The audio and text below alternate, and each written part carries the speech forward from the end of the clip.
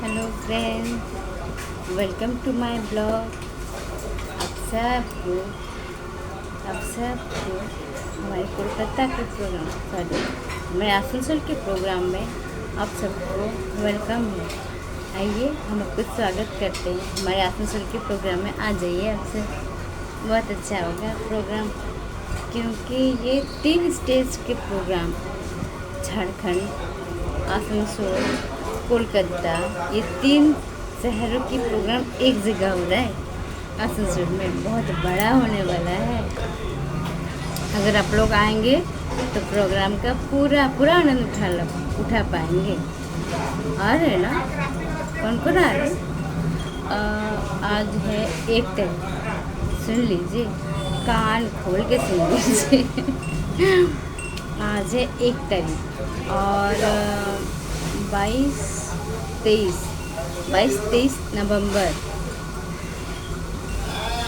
हाँ, 22-23 नवंबर का हमारे आसनसोल में प्रोग्राम है।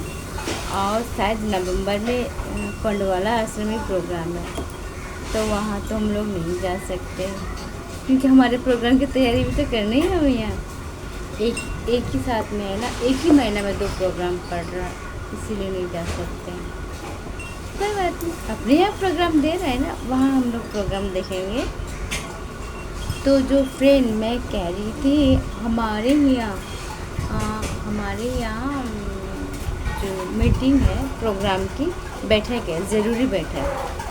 तो हमारे जितने भी फेसबुक के फ्रेंड हैं या हमारे जितने भी अगल बगल के फ्रेंड हैं जिसका नंबर मेरे पास नहीं है, मैं उन सबको मैसेज देना चाहती हूँ, आप लोग ज़रूर से ज़रूर आश्रम पधारिए।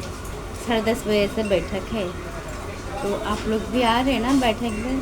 जाते हैं क्या होता है, क्या नहीं होता, कहाँ सेवा मिलेगा, किस नहीं मिलेगा, इसके बारे में डिस्कस करेंगे। शायद बड़े बड़े जो माथा है, मतलब माथा बोलने के मतलब हेड है, बड़े बड़े जो हेड है, वो हमारे भाई जी हुए, हमारे ऋषिकांत भाई हुए, शंभू भाई हुए, और भी जितने हमारे अधिकारी हैं, सब मिलकर डिसाइड करेंगे कि किसको कहाँ सेवा देना है, कैसा क्या प्रोग्राम का संचालन करना है, ये सब के बारे में शायद डिस्कस करेंगे। इसलिए ज़रूरी बैठक है, हम सबको आना है और आप सब भी आना है।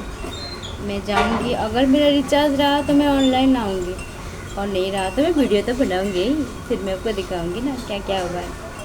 सो फ्रेंड्स, जो मैं आपसे एक बात ज़रूरी है कहना चाहती हूँ, क्योंकि अगर कोई किसी की मदद करता है तो उसे बताना ज़रूरी होता है, कि हम छुपा के तो नहीं रख सकते, छुपा कर रखेंगे तो वो मैं बाद में बताती हूँ।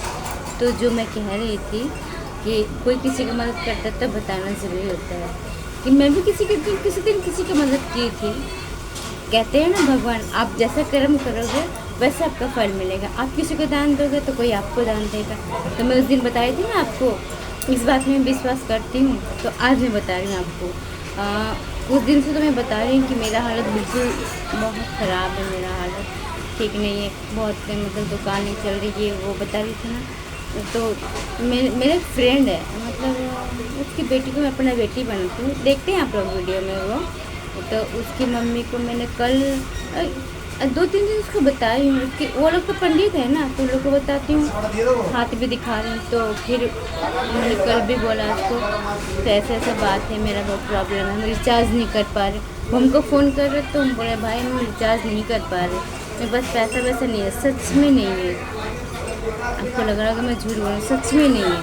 तो कल वो मेरे घर आई और मुझे 1 बैग सब्जी दी, फूल गोभी, आलू, बैंगन, यहाँ तक कि तेल मसाला हर चीज़ दी, और 500 रुपया भी दी वो मुझे कि जाओ अपना खर्चा करो, रिचार्ज करो, चावल वावल खरीद दो। तो मैं भगवान से एक ही प्रार्थना करती हूँ, ऐसे लोगों को ना भगवान बहुत बहुत तरीके से उनके संसार खुश रहे, सुखी रहे। मैं तो यही मालिक से प्रार्थना करूँगी, जो गरीब को देखते हैं, जो असहाय है, उसका नहीं चल रहा है, ऐसे लोग हैं ना, उनकी मदद करते हैं, तो भगवान उसके मदद करेंगे। जो एक दूसरे की मदद करते हैं ना, उनकी वो, जैसे लॉकडाउन में हम लोग दूसरे की मदद कर रहे थे, मेरी हालत बहुत ख़राब है, तो उसने मेरी मदद की। मुझे सब्ज़ी खरीद के दे के गई, 500 रुपया भी दे के गई। मैं भगवान से प्रार्थना करूँगी उसकी बहुत बहुत खुश रहे वो ज़िंदगी में। आगे मिलती हूँ। तो फ्रेंड्स, मैं उसको बहुत बहुत मन से प्रार्थना करूँगी कि वो बहुत खुश रहे। ऐसे ही होता है, कोई किसी की मदद करता है तो उसको खुशी लगता है कि मैंने उसको मदद किया। मैं किसी दिन किसी की मदद की थी, मैंने कहा था ना, अगर मैं उसकी मदद करूँगी तो भगवान वो मदद किसी भी न किसी रूप में वापस आई गई, और वो आ गए ना मेरे पास वापस। इसीलिए कहती हूँ कि कोई किसी की मदद करता है ना, उसको घमंड नहीं करना चाहिए। भगवान कब किसका कैसा मौका देते हैं, कैसा समय आता है। कहते हैं ना, समय का चक्कर ऐसा है कि राजा को भिखारी बना देता है और भिखारी को एकदम राजा बना देता है। मैं तो कभी राजा थी नहीं, सच में कभी राजा नहीं थी, एकदम नीचे ही थी। फिर भी मेरा घमंड था। लेकिन देखो, समय ने, भगवान ने मेरा कैसा घमंड तोड़ दिया। मैं किसी से भी 1 रुपये में उधार नहीं लेती थी। मुझे बहुत डर था, मैं उधार लूँगी तो चुका नहीं पाऊँगी। ये मुझे बचपन से मेरा टेंशन था कि मैं भूखा मर जाऊँगी, कुछ उधार नहीं लूँगी।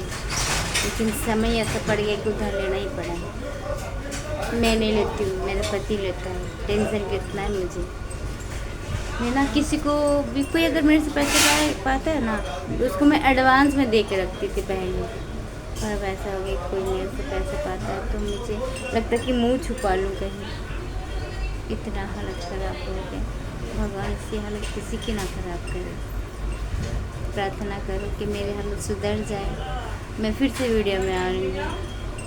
Bye bye friend.